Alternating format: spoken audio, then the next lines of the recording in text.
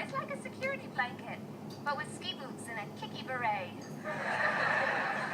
Yeah, it's cute. Why does he have it again? So it's got a doll, so what? Unless you're afraid he's gonna grow up to be in show business. He's not kind of interested in the fact that he's been raised by 2 women. You know what? It's fine. If you're okay with the Barbie thing, so am I. Give Daddy the Barbie. Give Daddy the Barbie. Okay. How about, don't you want to play with a monster truck? Okay. Ooh, how about a dino soldier? All right, stop. Whoa, Ross. Hang on a second there, buddy. Slow your roll. Let's talk about what just happened, shall we? Do you know what you were just doing? You were just trying to form Ben's identity for him, which isn't a very nice thing to do. You were contributing to what is known as gender socialization. Gender socialization is the process through which we are taught and learn the appropriate thinking and behaviors of a boy versus a girl. Boys can only be masculine, tough, mean, rugged, aggressive, on and on and on. Women can only be sensitive, sweet, submissive, passive, etc., etc. This is constructed by the world around us, which doesn't really seem to make any sense because if it's our gender identity, shouldn't we decide how it works? Research shows that boys up to age 5 months are more attracted to dolls than they are to toy cars or other mechanical objects. This means that their gaze lasts longer at dolls than it does at those other boy toys. Ben likes to play with a Barbie. So what? A lot of boys like to play with dolls. Boys and girls alike like to play with dolls. And do you know why? Because this is the time that boys and girls are starting to develop their social learning games. Between the ages of 2 and 3, children develop social games in which they experiment with different types of life roles. Sometimes they're the Barbie, sometimes they're the Ken. And you know what this means? This means they're kids. The imagination is so important to a child's development. Imaginative play can help a child develop socially, emotionally, cognitively, physically, and help them develop their language skills. That's why it's so important.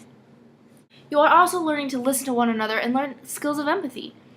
Not to mention that you are practicing dialogue and developing your language skills. Kids at such a young age need to practice their language as much as possible, and imaginative play can help them do that. A child can also use their imagination to help them build cognitive skills by helping them to problem solve and come up with new ideas on their own. In fact, most child psychologists say that to ensure the full development of a child, male or female, they should play with a wide range of toys to help them develop a normal and healthy imagination. Point number 1! Though sometimes imaginative play can be used to experiment social roles that they may want to use later in life, sometimes imaginative play is just imaginative play. You can't always assume that what a child is playing like or imagining that they are is what they're going to grow up to be like. It doesn't work that way. If it did, then wouldn't you assume that a child who was playing with guns would grow up to be a murderer? Just because Ben is playing with Barbies does not mean that he wants to be a girl or that he's going to grow up to be a feminized man. But so what if he is? If your little boy is playing with dolls, then that could mean that he's going to grow up to be a great father someday, and he's practicing for that role. Or maybe that he wants to be an excellent husband. If a little boy like Ben likes to play with dolls, maybe he's practicing to someday be a father. Maybe he's watching you, Ross, and deciding that you're a good dad and he wants to be just like you by carrying around that doll and caring for her. Or maybe he admires his mom. Society requires that boys stick to those strict gender roles more than they do for girls. In fact, it is consistently reported that boys are more likely to be criticized by their parents than girls are for participating in cross-gender games. Parents assume that boys who are participating in cross-gender games are going to continue along the line of feminization, where girls who are participating in boy activities are just tomboys and will eventually grow out of it. Fathers are more likely to impose rigid sexual expectations on their children and are less likely to be flexible about those sex roles. Do you want him to be loving and kind? Then let him play with dolls. Do you want him to be empathetic and understanding? Then let him play with dolls. Do you want him to have an active imagination? Then let him play with dolls. Do you want him to admire his mother? Then let him play with dolls. On the other hand, do you want him to be violent and aggressive? Then let him play with G.I. Joes and weapons. Let's think about this another way. Maybe the reason that Ben wants to play with dolls is not because he wants to be feminine, but maybe he just admires the female form. Maybe it's not that he's going to be homosexual, maybe he's just hypersexual in a heterosexual way. But Ross, what I think we really need to talk about is what is best for Ben. The best way for any parent to help their child as they explore different gender roles is to educate yourself on gender stereotypes and identity formation.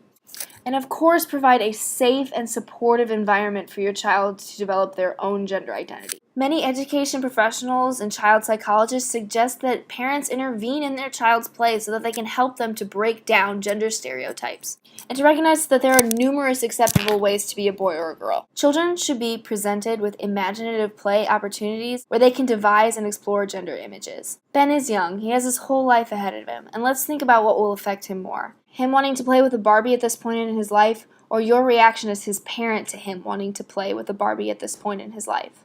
Your reaction to him wanting to play with a Barbie is your reaction to his expression of who he is. Odds are he'll probably grow out of the Barbie, but he may never grow out of the feeling that his identity doesn't match your standard and therefore you don't support him. It has been shown that men who have experienced toxic doses of shame early in life will do anything to avoid re-experiencing that as they grow older. In other words, a shamed boy becomes a hypertensive man. This is because that shame makes boys feel incompetent and unloved. And no child ever wants to feel unloved. So Ross, I know of course when you're trying to replace Ben's Barbie with a monster truck or with a dinosaur, you're not telling him you don't love him.